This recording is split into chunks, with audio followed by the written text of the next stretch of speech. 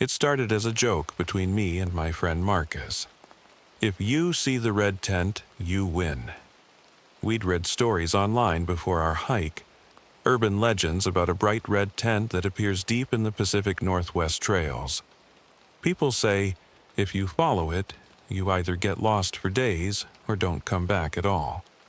Most people think it's just a creepy story hikers tell to scare newbies. We thought so too.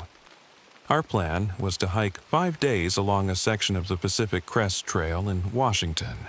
No cell service, just nature, campfires, and miles of quiet. The first 2 days were normal, beautiful weather. The trail wasn't crowded. We made good progress and even joked about the red tent whenever we passed other campers. On the 3rd day, everything changed. We were heading toward our next campsite when Marcus stopped. "Dude," he said, "look." About 100 yards ahead, just off the trail, was a tent. Bright red. It was impossible to miss. Every other tent we'd seen was green or gray, colors that blend into the woods, but this one stood out like a fire truck in the trees. I felt a little chill run down my spine. "Think that's it?" I asked, half joking. Marcus grinned. "Must be. Guess I win." We agreed to check it out. Maybe someone just had weird taste in gear. As we got closer, I noticed the tent didn't have any markings. No brand logo, no patches, and the fabric looked old, like it had been there a long time. "Hello?" Marcus called out. No answer. We circled the tent. The flap was zipped shut. No gear outside, no footprints around it. "Weird?" I said. "Maybe someone's off gathering firewood?" Marcus shrugged. "Or maybe they ditched it." We decided to move on. That night, we camped about a mile farther up the trail.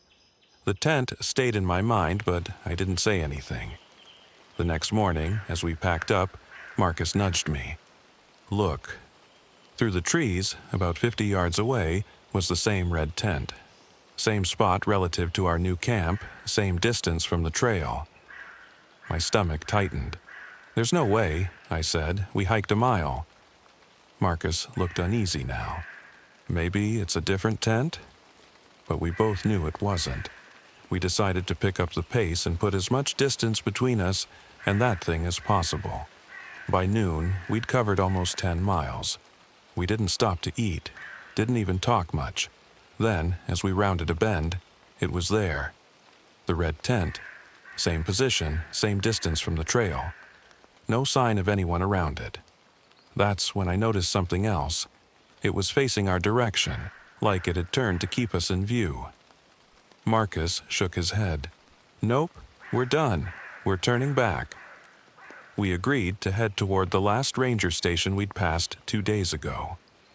As we turned around, I glanced back one last time.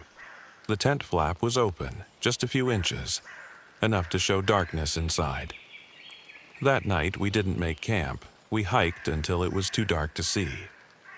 Finally, we stopped and rested under a rocky overhang. No fire, no tent, just sleeping bags and our knives nearby. Neither of us slept. Around 3 a.m., I thought I saw movement in the trees, but it wasn't the tent. It was a figure, standing still, watching us. Too far to see details, but the outline was clear. When I pointed it out to Marcus, it was gone. The next morning, we started hiking before sunrise. Our goal was to make it to the ranger station by nightfall. But after 6 hours of hiking, we found ourselves back at the same overhang where we'd slept. It didn't make sense. We'd walked in a straight line, followed the compass.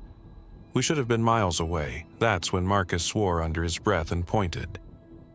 The red tent was sitting about 50 yards downhill, closer than ever. Flap wide open now. I felt my throat tighten. This has to be a prank. Someone's messing with us. But deep down, I didn't believe that. No one could have moved that fast. No one could have erased our footprints or turned the tent overnight without us hearing. We had no choice. We packed up and kept moving. No breaks, no stopping. By sunset, we reached the ranger station. It looked abandoned. Dust on the windows, door locked. But taped to the door was a note, in shaky handwriting. If you see the red tent, don't engage. Keep moving, don't follow, don't camp. No signature, no explanation. We waited there until morning, when a ranger finally arrived. He looked surprised to see us. "You boys lost?" he asked. We told him what happened, showed him where we'd seen the tent. His face went pale. That section of trail's been closed for months. Rockslide wiped it out. No one's supposed to be in there. We asked about the tent. He didn't answer at first, just sighed and shook his head. I've heard stories, people seeing the same tent for years, different hikers, same spot, always moving, always empty. He paused. Most people who follow it don't come back. That was 2 years ago. I haven't been hiking since. But sometimes when I drive past wooded areas, I swear I see a flash of red between the trees, like it's still watching. It happened 2 summers ago. My friend Owen and I were hiking a remote section of the Pacific Crest Trail, not far from the Oregon-Washington border. We'd done this hike before.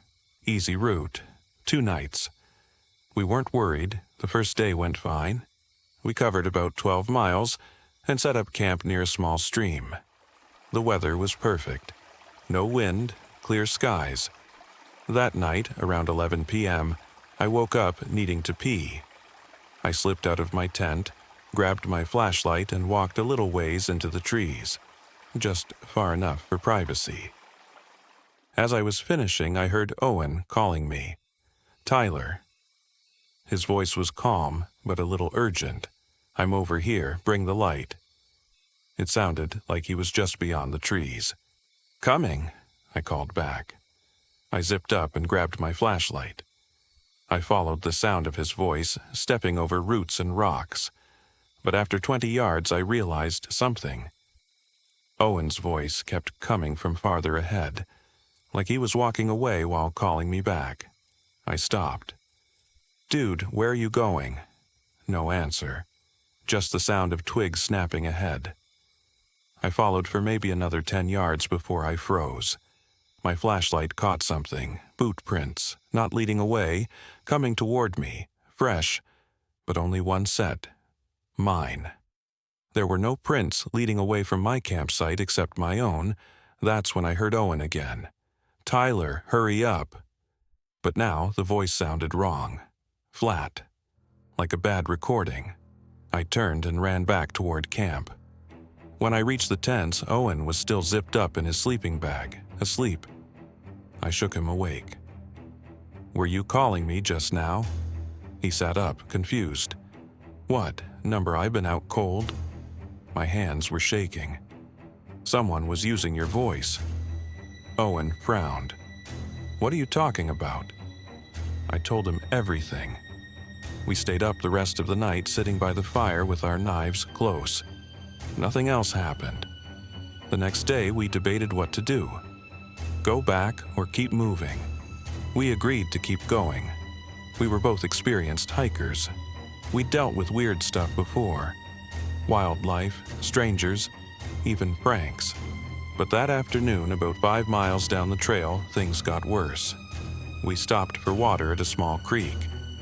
As we filled our bottles, I heard Owen's voice again, but he was standing right next to me. His mouth wasn't moving. The voice came from across the creek. "Tyler, come here." Owen heard it too. His face went pale. We both backed away slowly. That's when we noticed something. Across the water, a set of footprints led into the trees. Bare footprints, human and fresh. We left immediately. We hiked faster than we ever had before. Neither of us spoke much. We just wanted to get to the next trailhead and back to civilization. By late afternoon, we were exhausted and still had a few miles to go. That's when we reached the old fire lookout tower. It was abandoned, but still standing. We decided to rest there for a bit. The high vantage point made us feel safer. As we sat inside, catching our breath, I noticed something carved into one of the wooden support beams. A single word, borrowed. Owen noticed it too. "What do you think that means?" Before I could answer, we both heard it.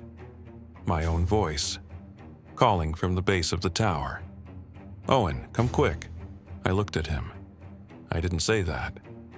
His eyes were wide. "I know." We peered over the edge. No one was there, no footprints in the dirt below, just the forest. And silence. We decided not to wait any longer. We gathered our gear and started the final stretch toward the trailhead. But the voices kept following. Sometimes it was Owen's, sometimes mine. Always a few steps behind us. Always saying things we'd said earlier that day. It felt like something was copying us, mimicking, borrowing. By the time we reached the trailhead, the sun was setting. The parking lot was empty except for my truck, but carved into the dirt beside it were more words. "Leave. This one's taken." Neither of us spoke. We just threw our gear into the truck and drove. Fast. When we got back to town, Owen swore he'd never hike that section again. I agreed, but that wasn't the end. A few weeks later, Owen called me in the middle of the night. "I just heard you outside my apartment," he said, voice shaking. "You knocked and said, 'Let me in.'" I hadn't left my house, and I live across the city. I wish I could say it stopped after that, but every once in a while when the house is quiet and the world goes still, I hear my own voice, calling from somewhere just out of sight. And sometimes it answers back. It was supposed to be a simple weekend hike. Me, my older brother Chris, and his friend Logan. 3 days in the Cascade Mountains. We'd done plenty of hikes before, but this time we planned to take a lesser-known route. Fewer people, more wilderness. The first 2 days were great, perfect weather, cool nights, no crowds. We followed a narrow trail through dense pine forest. The map showed it would reconnect to the main Pacific Crest Trail by the 3rd day. But that night, everything changed. A cold front moved in. Dark clouds swallowed the stars. By midnight, rain was falling hard, and the wind howled through the trees. Our tents weren't holding up. Water leaked through the seams. "We can't stay here," Chris said. "We'll freeze." That's when Logan spotted it. A light flickering through the trees. At first, I thought it was lightning, but it was steady, warm, like a lantern or candle. We grabbed our packs and followed the light, hoping someone had a cabin or at least a dry shelter. It didn't take long to find it. A small wooden cabin stood in a clearing. Old, but sturdy. Light spilled from a window. Smoke curled from a stone chimney. Relief washed over me. We approached the door and knocked. No answer. Chris tried the handle. It turned easily.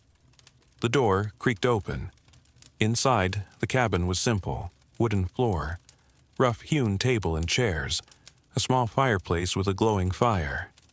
But no one was there. "Must have stepped out," Logan said. "Or maybe it's a ranger's cabin." We were soaked and freezing. We left a note on the table explaining we were taking shelter and would be gone by morning. Then we rolled out our sleeping bags and lay down near the fire. For the first time that night, I felt safe. Until just after 3 a.m., I woke to the sound of heavy footsteps outside. At first, I thought it was Chris or Logan, but both were asleep. The footsteps circled the cabin, slow and steady. Then they stopped by the front door. I held my breath. A faint knock, 3 times. Chris sat up. "Did you hear that?" Before I could answer, the door creaked open. But no one was there, just cold, empty darkness. We grabbed our knives and flashlights, shined them outside. Nothing. No footprints in the mud, no movement. The fire had gone out completely. Even the embers were cold. That didn't make sense. It had been burning strong just hours earlier. We decided to wait out the night inside, weapons close. When dawn finally broke, we gathered our things and prepared to leave. That's when we noticed something strange. The note we'd left on the table was gone. In its place was a new note, written in shaky, uneven handwriting. Do not return. You're not supposed to see this version. None of us knew what it meant. We didn't stick around to figure it out. We hiked fast, following our GPS back to the main trail. But after an hour, the trail started to look wrong. It looped in odd ways. Trees we'd passed earlier appeared again. Landmarks out of place. And every time we thought we were making progress, we'd spot the cabin through the trees. Same clearing, same smoke from the chimney. But it wasn't possible. We hadn't been walking in circles. Chris marked a tree with his knife. We left the area and hiked north. 30 minutes later, we passed the same tree with his mark, and the cabin stood beyond it, waiting. That's when Logan noticed something even worse. The cabin had changed. The door was gone. So were the windows. The entire structure was now just 4 solid walls. No way in, no way out. I felt my stomach drop. It's moving. Chris grabbed my shoulder. We're moving wrong. Something's messing with the trail. We agreed to head due east, off trail, using only the compass. No more following paths. The forest resisted us. Thick undergrowth, fallen branches. It felt like it didn't want us to leave. But after 2 hours, we stumbled into a road, a dirt service road. We flagged down a passing truck and the driver gave us a lift to the nearest ranger station. When we told the ranger what had happened, he listened quietly. Then he asked, "You said the cabin had no door or windows?" We nodded. He pulled out an old binder. Inside were photos from past rescue reports. One caught my eye. A black and white image of a wooden structure deep in the forest. 4 blank walls. No openings. "Others have seen it too," he said. "Usually after storms. It shouldn't exist. It never stays in the same place." Chris asked, "What is it?" The ranger shook his head. "We don't know. But if you see it again, don't enter. Don't even approach. Some people never find their way back. We never hiked that area again, but once in a while, when storms roll in, I'll glance into the woods near my house. And sometimes, just sometimes, I swear I see a flicker of light and the outline of 4 walls.